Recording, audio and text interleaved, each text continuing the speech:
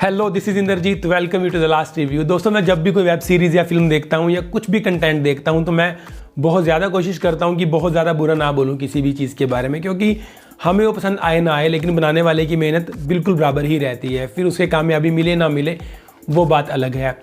तो ऐसा ही कुछ आज मेरे साथ हुआ है, क्योंकि Hotstar special latest web series 1962 the war in the hills आ चुकी है and I am done with इट। Series is directed by Mahesh Manjrekar ji, जिनकी अभी इससे पहले द पावर आई थी starring Vidyut Jammwal and Shruti Haasan. The power ने भी कुछ खास काम नहीं किया था और लोगों को डायरेक्शन वाइज काफ़ी ज़्यादा वीक लगी थी फिल्म वो। 1962 the war in the hills देख के मुझे ये बात पता लगी है कि महेश मांजरेकर जी ने बहुत सारा स्टफ डायरेक्ट किया है, लेकिन उसके अंदर से अगर मुझे कुछ भी पसंद आज तक आया है सो दैट्स द ओनली वास्तव फिल्म स्टारिंग संजय दत्त, जो उनकी डेब्यू डायरेक्टोरियल थी। उसे छोड़कर मैं काफ़ी ज़्यादा देख चुका हूँ उनके डायरेक्टोरियल प्रोजेक्ट, डायरेक्टोरियल वेंचर्स उनके, लेकिन मुझे कुछ भी काफ़ी ज़्यादा क्लिक नहीं किया। तो ऐसे ही कुछ होता है 1962 the war in the hills के साथ। सीरीज़ का एक इतना अच्छा कंसेप्ट, इतना वास्ट कंसेप्ट और काफ़ी ज़्यादा इमोशनल एंगल जोड़ने की कोशिश की गई है, लेकिन कई बार ऐसी चीज़ हमारे सामने आ जाती है कि जहाँ पर सब कुछ ही मिसमैच्ड होता है, सब कुछ मिसमैच्ड होता है। तो ऐसा ही कुछ एक सैंपल हमारे सामने आता है the war in the hills, यानी कि 1962 the war in the hills के रूप में। क्योंकि एक पैट्रियटिक सीरीज़ है, पैट्रियटिक कंटेंट काफ़ी ज़्यादा ट्रेंड में है आजकल और बहुत ज़्यादा चलता भी है, तो उस तरह से एक बहुत अच्छी सीरीज़ हमारे सामने निकल कर आती है ये। और सीरीज़ 1962 में सेटल्ड है, एक पीरियड ड्रामा सीरीज़ है, वॉर सीरीज़ है एक तरह से, तो कहीं ना कहीं लोगों के अंदर उत्साह भी था, जो आजकल एक होड़ चल रही है। तो 1962 के अंदर जो भी घटनाएं हुई इंडो चाइना वॉर को लेकर, उसमें से काफ़ी सारे इंसिडेंट्स को इसके अंदर लिया गया है। जैसा भी माहौल रहा होगा उसके अंदर अपना फिक्शनल टच देने की कोशिश की है महेश मांजरेकर जी ने, और फिर हमारे सामने एक सीरीज़ निकल कर आती है। अगर मैं बात करूँ, सारी सीरीज़ फ्लैशबैक में चलती है, प्रेजेंट टाइम के अंदर, यानी कि 2020 ही चल रहा है। तो जैसा कि हम कबीर खान की द फॉरगॉटन आर्मी के अंदर देख चुके हैं, जो कि एक बहुत ही ज़बरदस्त माइंड ब्लोइंग वेब सीरीज़ थी, वैसा ही कुछ इन्होंने यहाँ पर पिक किया है महेश मांजरेकर जी ने। जैसा कि सन्नी कौशल का कैरेक्टर अपने पोते को, यानी कि अपने ग्रैंड सन को ये सारी स्टोरी सुना रहा होता है द फॉरगॉटन आर्मी के अंदर, ऐसा ही यहाँ पर माही गिल का कैरेक्टर काफ़ी ज़्यादा बड़ा बनाया गया है। और मुझे लगता है कि माही गिल को बहुत टाइम के बाद बहुत बड़ा एक्सपोजर मिला है इस सीरीज़ से। सो माही गिल का एक कैरेक्टर है जो 1958 में भी अभय देओल की पत्नी के रूप में थी, वो अब 2020 में अपनी ग्रैंड डॉटर को, यानी कि अपनी दोहती को, नातिन को अपनी सारी स्टोरी सुना रही होती है कि किस तरह से वो सब हुआ था। तो फ्लैशबैक में स्टोरी चलती रहती है, साथ के साथ 2020 में भी स्टोरी चलती रहती है। अब 1962 के अंदर कुछ एक फौजी ले रखे हैं जो मतलब स्पेशल रोल्स जिन्हें दिए गए हैं, और हरियाणा का रेवाड़ी शहर जो उस समय पंजाब में था, उसे काफ़ी बड़ा दर्जा दिया गया है कि रेवाड़ी शहर के अंदर से, जो उस टाइम गाँव बोला जाता था, हर फैमिली में से एक या दो बंदा मतलब आर्मी में था। तो 4-5 फौजी ले रखे हैं जिनकी स्टोरीज को काफ़ी ज़्यादा फोकस किया गया है इसके अंदर। वो सब रेवाड़ी के ही रहने वाले हैं, सब रेवाड़ी में रहते हैं। तो जब वो फाइट हो रही है, वॉर हो रही है, वहाँ पर भी वो साथ में ही हैं। और वैसे जब वो छुट्टी काटने आते हैं रेवाड़ी के अंदर, तब भी सारे साथ में ही रहते हैं। अब हर किसी की लव स्टोरी चल रही है, किसी की शादी होने वाली है, शादी हो चुकी है, किसी की घर में गरीबी है, वो सब इमोशनल एलिमेंट्स भी डालने की कोशिश तो पूरी की गई है। लेकिन दोस्तों, जैसा कि मैंने आपको बताया, हर एक चीज़ सीरियसली सब कुछ इतना ज़्यादा मिसमैच्ड है कि आपको बहुत ज़्यादा फेक लगता है सब कुछ। 1962 का एक एरा सेटअप करने की कोशिश तो की गई है यहाँ पर, कि वही कठपुतलियों वाले ड्रामे जिस तरह से होते थे, मेले लगते थे, जैसे कि दो लड़के एक लड़की को ही प्यार करते हैं, दो फौजी ही हैं वो, और वही लेटर वाला ज़माना, मतलब 1962 का जो भी समा था वो इसके अंदर सेटअप करने की कोशिश की गई है। लेकिन दोस्तों, डायलॉग्स इतने हल्के हैं, इमोशंस इतने हल्के हैं, सब कुछ बहुत ज़्यादा फेक लगता है, जिस कारण आपको लगता है कि यार ये शायद गले नहीं उतर रही। मैं मानता हूँ कि उस टाइम के अकॉर्डिंग टेक्नोलॉजी इतनी ज़्यादा नहीं थी, तो मे बी लोग इतने सिंपल थे, सहज थे, उनको वैसे ही दिखाने की कोशिश की है। लेकिन दोस्तों, अगर हम बात करें द फॉरगॉटन आर्मी की, वो उसी टाइम की बात है, आज़ाद हिंद फौज की ही बात है वो भी।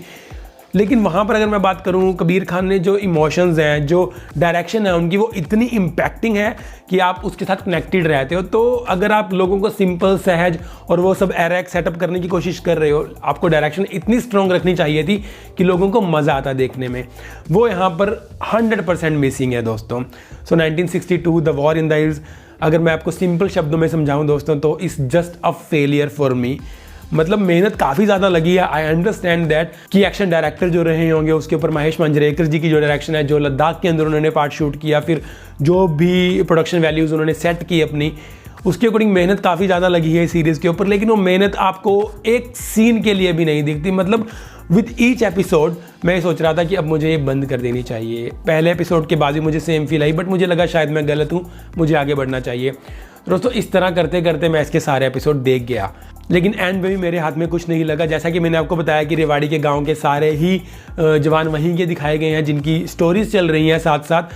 अब वो इमोशनल पार्ट रखा है, वो इसलिए रखा है कि जब ये लोग शहीद होंगे तो वो बॉर्डर फिल्म की तरह सब कुछ कनेक्ट किया जाए। वो कनेक्ट भी किया गया है, लेकिन आपको बहुत ज़्यादा इमोशनल्स आते नहीं है। उसका रीज़न यही है कि जो उनकी बैक स्टोरीज दिखा रखी हैं वो बहुत ज़्यादा सॉलिड और बहुत ज़्यादा इंपैक्टिंग नहीं है, जिसके अंदर मैं कहूँगा कि स्क्रीन प्ले और डायरेक्शन का सबसे बड़ी रोल है जो ये काम नहीं कर पाए अपना ढंग से। सो परफॉर्मेंसेस की बात करूँ तो मैं माही गिल का कैरेक्टर सबसे बड़ा दिखाया गया है यहाँ पर, क्योंकि वही एक ऐसी पर्सनैलिटी है पूरी सीरीज़ के अंदर जो आज भी जिंदा है। मतलब 1962 की ही बातें हैं ये, तो बहुत सारे फौजी आपको आज की डेट में मिल जाएंगे जो उस टाइम पे थे या जिन्होंने वो लड़ाई भी लड़ी थी। तो इसी तरह का कैरेक्टर माही गिल का दिखाया गया है। सो उनकी एक्टिंग ठीक ठाक सी है। अगर मैं बात करूं परफॉर्मेंस की तो अभय देओल, जो मतलब मैं जिनको बहुत ज़्यादा पसंद करता हूं, उनकी एक्टिंग भी बहुत एवरेज है इस सीरीज़ में, क्योंकि डायरेक्टर मुझे लगता है ढंग से काम ले नहीं पाए। स्टोरी के अंदर जो डायलॉग्स होने चाहिए थे वेटी, स्टोरी के अंदर जो मोमेंट्स क्रिएट होने चाहिए थे पूरी सीरीज़ के अंदर, वैसा क्रिएट कुछ भी नहीं हो पाया, जिस कारण माही गिल क्या हमें सबकी परफॉर्मेंसेस डल लगती चली जाती हैं। सो माही गिल का कैरेक्टर काफ़ी बड़ा है। मुझे लगता है कि पिछले कुछ टाइम से या फिर आज तक का उनका सबसे बड़ा कैरेक्टर यही होने वाला है, लेकिन फिर भी वो उसे मैच्योर नहीं कर पाई। जैसा कि मैं आपको बता चुका हूँ, सो एक्टिंग ठीक ठाक ही है उनकी, डायलॉग्स में जान नहीं है, एक्सप्रेशंस भी उनके ठीक ठाक से ही हैं। सो ओवरऑल सबकी परफॉर्मेंस ऐसी सी ही है। अभय देओल की बात करूं तो कुछ एक जगह पर वो शाइन करते हैं, जब एक्शन सीन्स आते हैं तो थोड़ा सा लगता है उन्हें, बट जो एक दम होना चाहिए एक मिलिट्री डिफेंस ऑफिसर की आवाज़ में, वैसा मुझे अभय देओल की बॉडी लैंग्वेज से और उनकी आवाज़ से लगा नहीं। सो अभय देओल भी ठीक ठाक सही है, जैसा मैंने आपको बताया। उसके बाद सुमित व्यास, उनका काम भी ठीक ठाक ही है। सो जितने भी स्टार कास्ट है सबका काम मुझे ठीक ठाक ही लगा, कुछ भी मुझे एक्स्ट्रा ऑर्डिनरी नहीं लगा। डायरेक्शन की बात मैं करूं तो बता ही चुका हूं आपको कि महेश मांजरेकर जी की डायरेक्शन मुझे कभी भी क्लिक नहीं कर पाई। फिर लेकिन मुझे लग रहा था 1962 के ट्रेलर देखने के बाद कि शायद इस बार मुझे महेश मांजरेकर जी की डायरेक्शन अच्छी लगे, लेकिन दोस्तों ये तो बिल्कुल ही अलग जॉनर था उनके लिए, और यहाँ पर तो मुझे लगता है कि सबसे बड़ी शिकस्त उन्हें मिली है अपनी लाइफ की। काफ़ी बुरी सीरीज़ निकली उनकी ये, और मुझे नहीं लगता कि उन्हें इस तरह की सीरीज़ में हाथ भी आजमाना चाहिए। अब उनकी फिल्म आने वाली है, सलमान खान और Aayush Sharma starrer Antim the final truth, ऐसी फिल्म आ रही है उनकी। Now I am a bit worried about that film too. So guys, as my last word, 1962 the war in the is मुझे नहीं लगता है कि आज की जनरेशन को बिल्कुल भी क्लिक करने वाली है, चाहे वो डायरेक्शन वाइज हो, चाहे वो परफॉर्मेंसेज वाइज हो, चाहे वो प्लॉट वाइज हो, किसी भी एंगल से मुझे नहीं लगता है कि हम लोगों को ये क्लिक करने वाली है। बट हाँ, जो फौजी लोग हैं या जो हमारे बाप दादा जो वो चीज़ें देख चुके हैं, क्योंकि काफ़ी सिंपल टाइम दिखा रखा है, उस टाइम का बिल्कुल एक माहौल सेट करने की कोशिश की है, तो उनको शायद ये चीज़ें ठीक लगें। और एक बात ये भी है कि फिल्म के अंदर, सीरीज़ के अंदर किसी भी तरह का कोई न्यूडिटी नहीं है, गाली नहीं है, जो ऑब्वियसली इन लोगों को तो क्लिक करती ही है, इन लोगों के लिए एक बहुत बड़ा अट्रैक्शन पॉइंट होती ही है। लेकिन हम जो आज की जनरेशन है उन्हें ये सीरीज़ बिल्कुल पसंद नहीं आने वाली है। इमोशनल पार्ट जो सीरीज़ का सबसे ज़्यादा स्ट्रॉन्ग पार्ट होना चाहिए था, वो थोड़ा सा वही थोड़ा ठीक है, जो बिल्कुल लास्ट में जाकर आपको लगता है कि हाँ थोड़े इमोशंस आए, क्योंकि कैरेक्टर्स ऑब्वियसली 8-9 एपिसोड आपको दिखा दिए हैं उन्होंने, 40-45 मिनट के, तो थोड़े से कैरेक्टर्स में आप घुस जाते हो। बट एंड के अंदर जब भी वो मोमेंट्स होने चाहिए थे, जो क्लाइमैक्स में वो मोमेंट्स नहीं हो पाते। सो गाइस, यही है 1962 the war in the hills को लेकर। उम्मीद करता हूँ आपको वीडियो पसंद आई होगी और रिलेटेबल भी लगी होगी। सो अब आपकी मर्जी, आप देखना चाहें या ना। If you like my video then please press the like button, और कमेंट सेक्शन के अंदर भी आप मुझे बता सकते हैं। Also don't forget to subscribe my channel the last review. So मिलता हूँ जल्दी अगली किसी वीडियो के अंदर। Till then bye bye, thank you for watching.